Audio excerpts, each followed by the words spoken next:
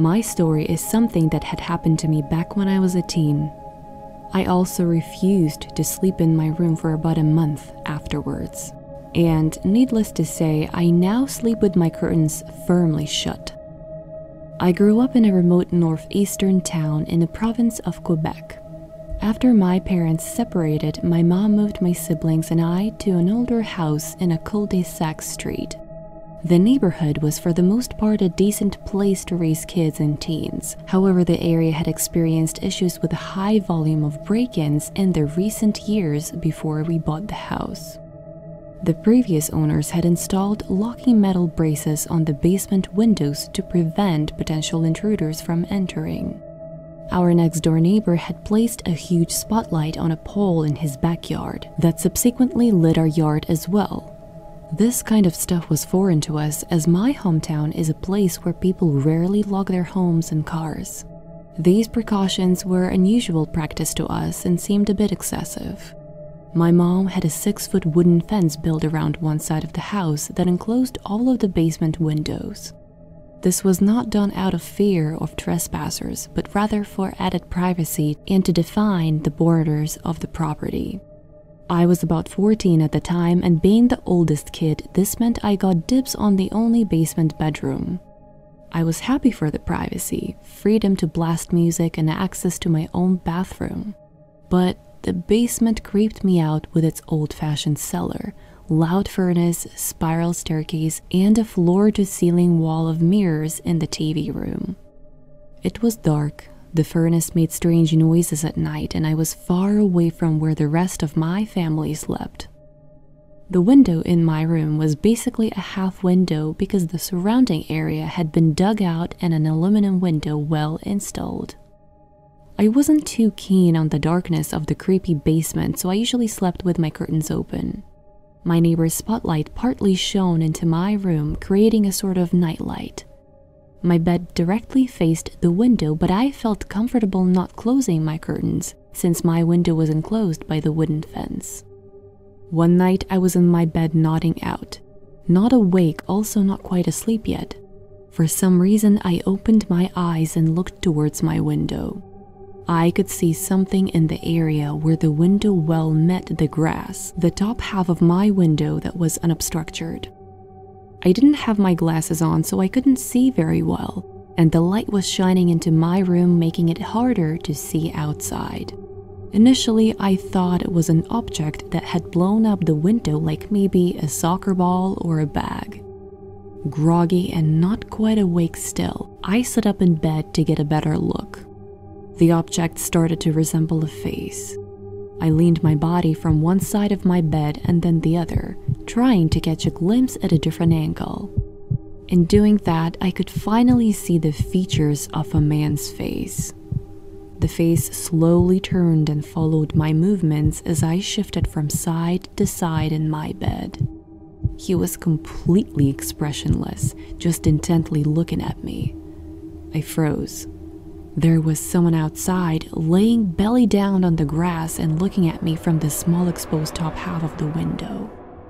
After one moment of being frozen, I reacted and in one giant leap hopped out of my bed and ran upstairs.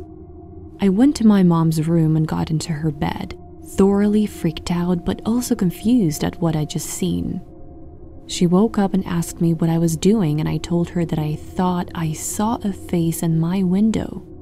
She got up and took a look through her bedroom window but didn't see anything. She was much more dismissive than alarmed, since I didn't know for sure what I'd seen and there was no sign of anyone. Also, it was dark and I didn't have my glasses on, so it was possible that I was mistaken.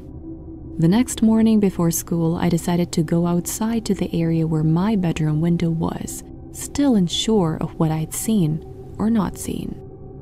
The wooden fence surrounding the back of the house had a door, a point of entry to the backyard. My window was the first next to that door. At some point earlier in the year, the handle had broken on the fence door and couldn't fully latch on to stay shut. In order to prevent it from opening and becoming a noise nuisance in the wind, my mom had placed a cinder block against the door on the inside of the fence. That morning, the cinder block was not blocking the door. It had been moved and the door was unlatched. Thinking back now, I must have been awoken from my not sleep or awake state by the dull thud of the cinder block toppling over the grass. And sometime after that, I came to a realization that there was a face in my window looking at me.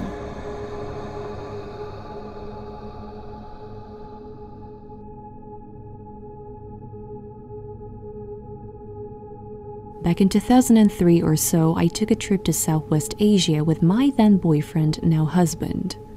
We'd been together only for a year or two at this point, and this was the first time I was going to meet the extended family, as well as visiting his country, so it was quite a big deal. We flew to a city in the central region where his paternal grandmother lived. The hub seemed unusually nervous on the airplane, which was odd as he's not usually an anxious person. After we arrived and took a taxi for the hour-long drive into the city, he turned to me and warned me very seriously not to freak out, but his grandmother's house was haunted. I'm a huge fan of horror stories and cinema, so I was like, cool.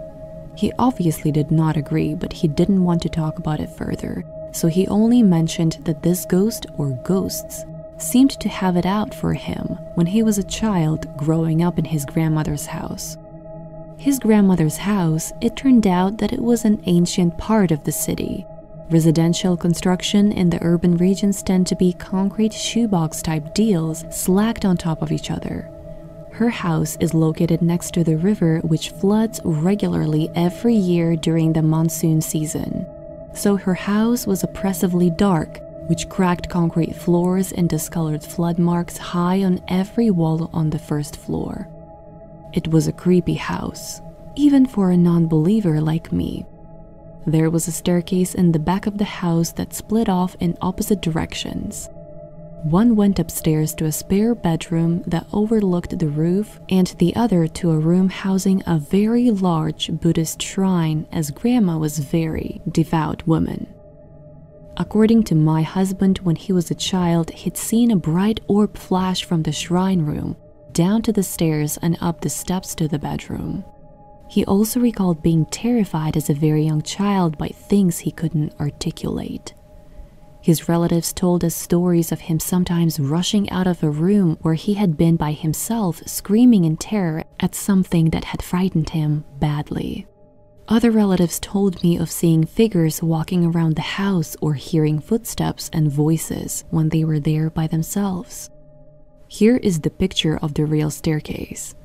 It goes up to a shrine room to the left and then also up to a spare bedroom to the right. The staircase leading up to the shrine room. We stayed in the spare bedroom, which was through a door and up a set of steep concrete steps, almost like a loft. The room overlooked the roofs of neighboring houses and would have been quite comfortable. Except I got very ill almost immediately with food poisoning and a whole bunch of TMI things, and started spending a lot of time up there by myself. The first day I was reading a book upstairs. I heard my name called very clearly, but it sounded far away, like someone was calling me from downstairs. I went down and found the house completely empty. Everyone had gone out.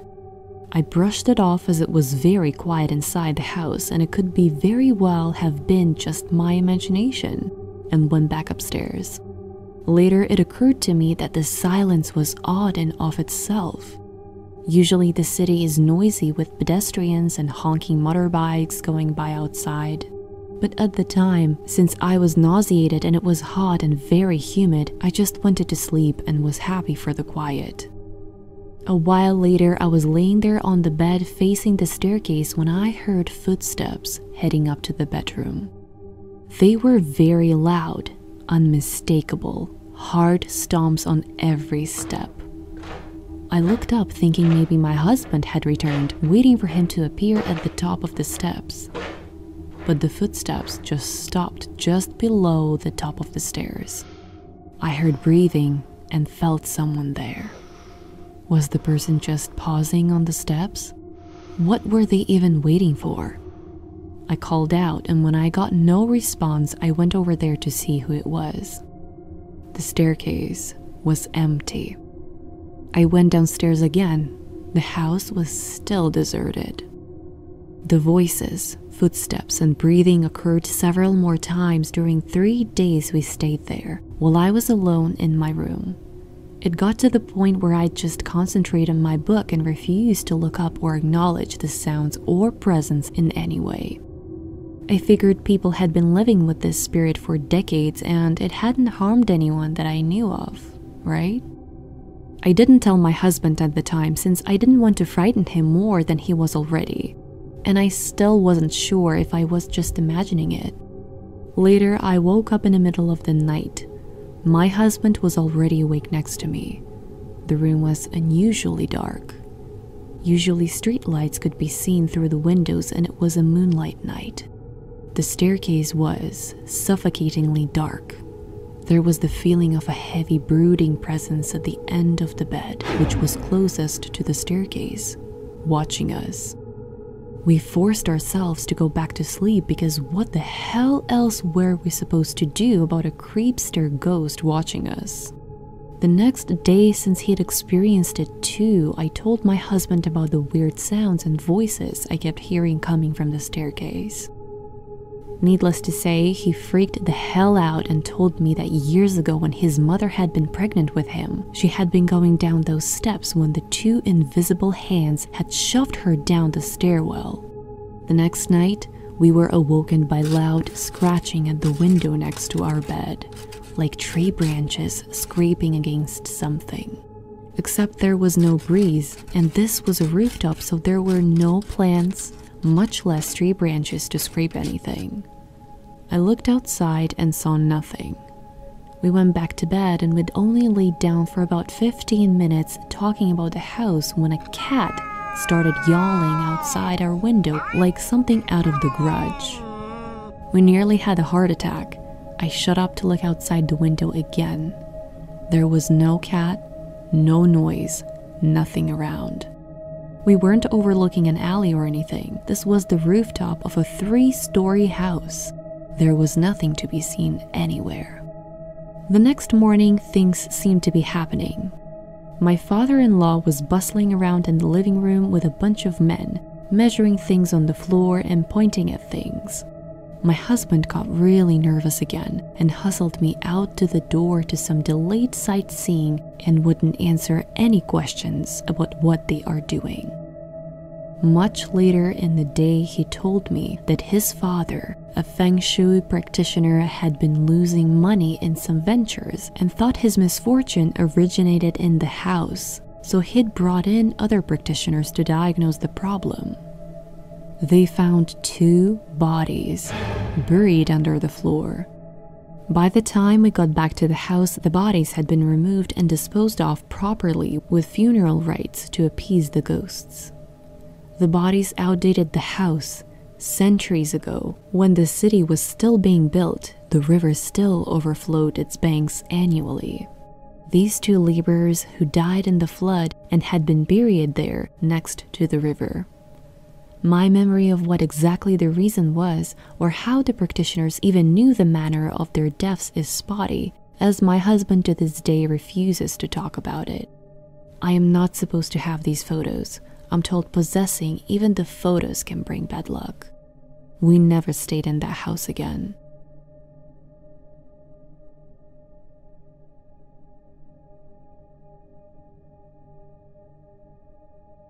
Over the last 10 years or so, I have experienced multiple sightings and paranormal stuff in the apartment where I am currently staying. 20 years ago, I started having on a regular basis an awful reoccurring nightmare. In this one, I would be living in a perfect house or apartment in every way, with one exception.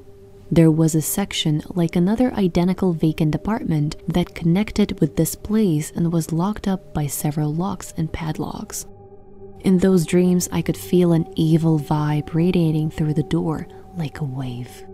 And sometimes I would see the door move by itself. These nightmares worried me deeply. I blamed it on the stress I was under at the time, since I was finishing a university program that required me to move every 4 months between Sherbrooke and Montreal for 2.5 years. I was looking forward to having a stable home again where I could definitely settle down. As I am fond of psychology, I tried to play shrink on myself with the hope to understand the meaning of this nightmare that came back more and more often to disturb my sleep. Having seen somewhere that a house in a dream is a metaphor for our unconscious, I thought that this dream meant that I repressed a part of myself or refused to face it. You get the picture, I guess.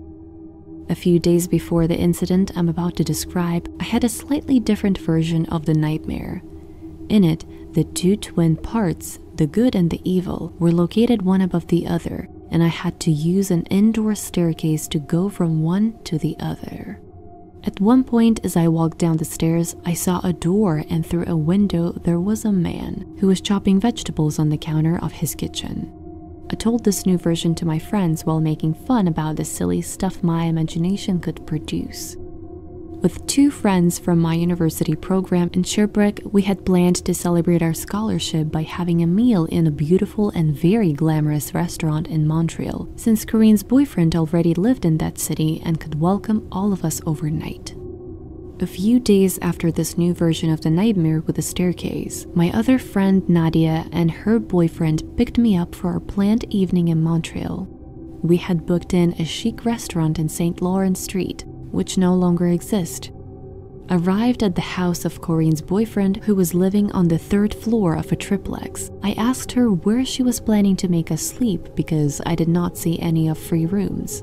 She said, "There are 2 free rooms in the basement apartment. It is furnished, but it is empty.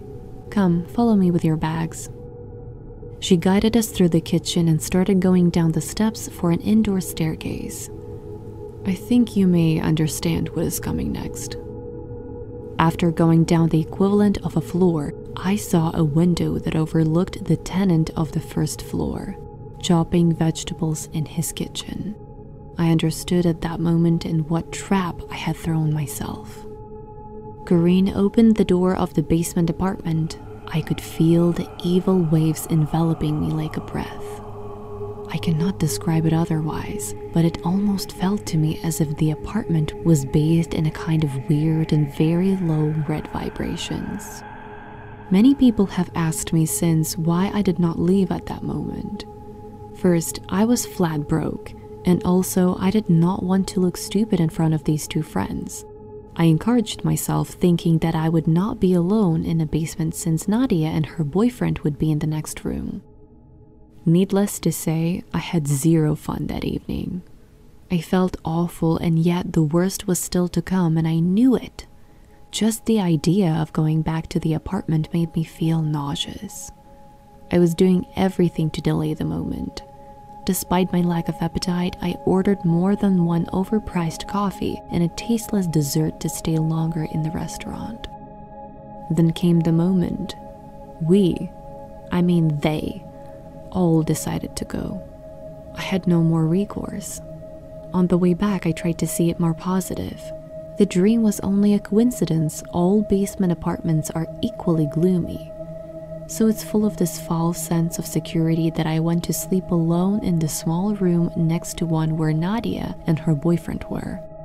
I ended up falling asleep quite quickly, without much problem. Then, in the middle of the night, a vigorous push on my arm woke me up. At the same time, I heard very close to my ear a weird tearing sound, like nylon clothing being torn apart. I read not long ago that some paranormal investigators associate that sound with a demonic entity entering our dimension. Just the thought of it makes me shiver. I was laying there in the darkest night, alone in the horrible room, wondering what had attacked me in the dark. The room did not have any lamp next to the bed, and I was unable to leave the bed to reach the light switch on the wall. I do not think my heart ever beat so hard. I was paralyzed. I was thinking to myself, this is not happening. That cannot be true. Were these nightmares intended to warn me all that time? What should I do? Corinne was living 2 floors higher and the doors were probably locked. I was certainly not going to wake up Nadia and her boyfriend in the next room. My head was spinning at 1,000 miles an hour. I was trying to find an explanation for everything. I did a pretty good job convincing myself that what I felt vigorously on my arm was nothing more than a big rat or snake straight out of the sewers. And since I slept with a bad quality nylon quilt, the noise was probably just the slip of the fabric. As I was delighted to have found an explanation for everything, the same stuff happened again. The thrust on the shoulder and the tearing sound next to my ear. I think I lost consciousness at that point. Well, that's what I believe, because I woke up later at the sight of the first pale light of dawn as soon as I could see at the end of my nose. I grabbed all of my stuff, climbed the stairs 2 steps at a time, the doors were actually unlocked, and sat down at Corinne's kitchen at 5:30 a.m. Alone and in the dark. When she woke up, some 3 hours later, I told her that I had just arrived and had a good night's sleep. On the way back to Shorebrook, I told this story to Nadia and her boyfriend, who also had a very bad night and felt scared to death, even though nothing actually happened to them. We decided never to tell Corinne about it. At that moment, I was living temporarily with another friend, Susie. When I arrived at her place, I was very disappointed not to find her. As it appears before rain of cell phones, I could not reach her anywhere and resigned myself to sleep alone in the apartment. As the night was falling, I sat down on my bed and started listening to the evening news, trying to reassure myself with the voice of my favorite speaker. At that moment, I started to hear weird scratches in the wall just behind me. Not paranormal crap again. The scratches just kept going behind me as I was again paralyzed with fear. Just as I could not take anymore, the front door opened and Susie was shouting out my name aloud with a frightened look on her face. We jumped in each other's arms. She told me that she was initially planning to sleep at her boyfriend's cabin, but during the evening, she felt that I needed her and that she had to go back to the apartment ASAP. I told her the whole story while she looked at me with pure terror. She pulled from a drawer 2 blessed medals that belonged to her late mom, and we slept with them for a few days. She tried to reassure me that the scratchings on the wall was made by mice. But of all the time I have lived at her place, I have never heard anything like that. Not before, not after the event I described above.